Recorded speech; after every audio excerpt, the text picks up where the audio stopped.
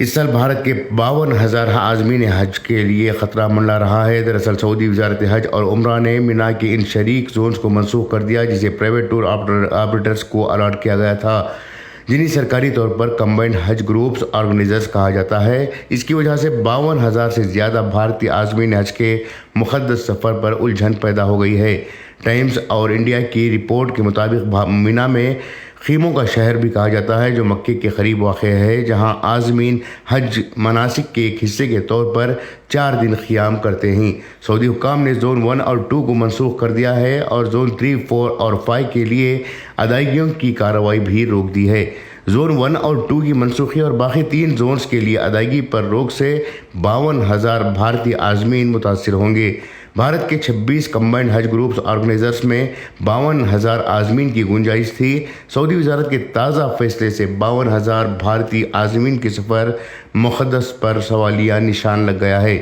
حج جو جون کے پہلے ہفتے میں ہوگا، مناسک حج کے دوران وادی منا اور جمرات میں زونز بنائے جاتے ہیں، جبکہ خیموں کے شہر کو 5 زونز میں تقسیم کیا گیا ہے۔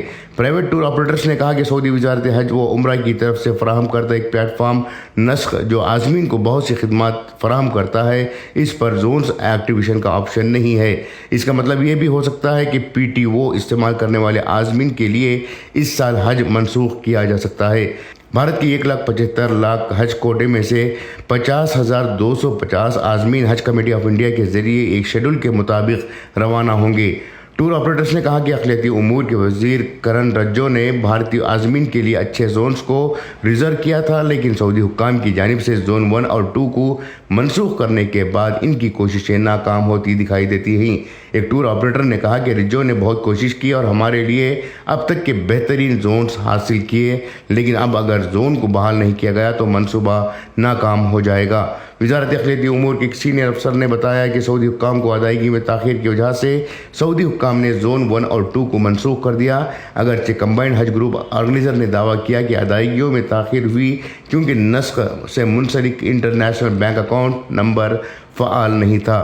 چونکہ نسخ والیٹ میں براہ راست یعنی ڈائریکٹ ادائیگی نہیں ہو رہی تھی، اس لیے کمبائنڈ حج گروپ آرگنائزرز کو ہدایت دی گئی تھی کہ وہ حج کمیٹی آف انڈیا کے ذریعے پیسوں کی ادائیگی کرے، جو رقم جدہ میں بھارت کے کونسلیٹ جنرل کو بھیجی گئی اور وہ اس رقم کو کمبائنڈ حج گروپ آرگنائزر کے والیٹ میں بھیجیں گے۔ انہوں نے مزید کہا کہ ہم میں سے بہت سے جنہوں نے حج کمیٹی کے ذریعے یا براہ راست انٹرنیشنل بینک اکاؤنٹ نمبر سے منسلک نسخ کو ادائیگی کی تھی، تاہم انہیں اس کی تصدیق حاصل نہیں ہوئی ہے۔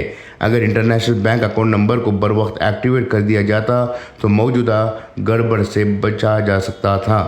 ایک اور کمبائنڈ حج گروپ آرگنائزر نے الزام عائد کیا ہے کہ جدہ میں بھارت کے کونسلیٹ جنرل، وزارت اقلیتی امور اور سعودی عرب میں حج و عمرہ کی وزارت کے درمیان تال میل کی کمی کی وجہ سے یہ صورتحال پیدا ہوئی ہے۔ جدہ میں تعینات کونسلیٹ جنرل برائے حج، جو سعودی حکام کے ساتھ رابطے میں ہیں، ان سے تبصرے کے لیے رابطہ نہیں ہو سکا ہے۔ بیورو رپورٹ، انقلاب نیوز، نئی دہلی۔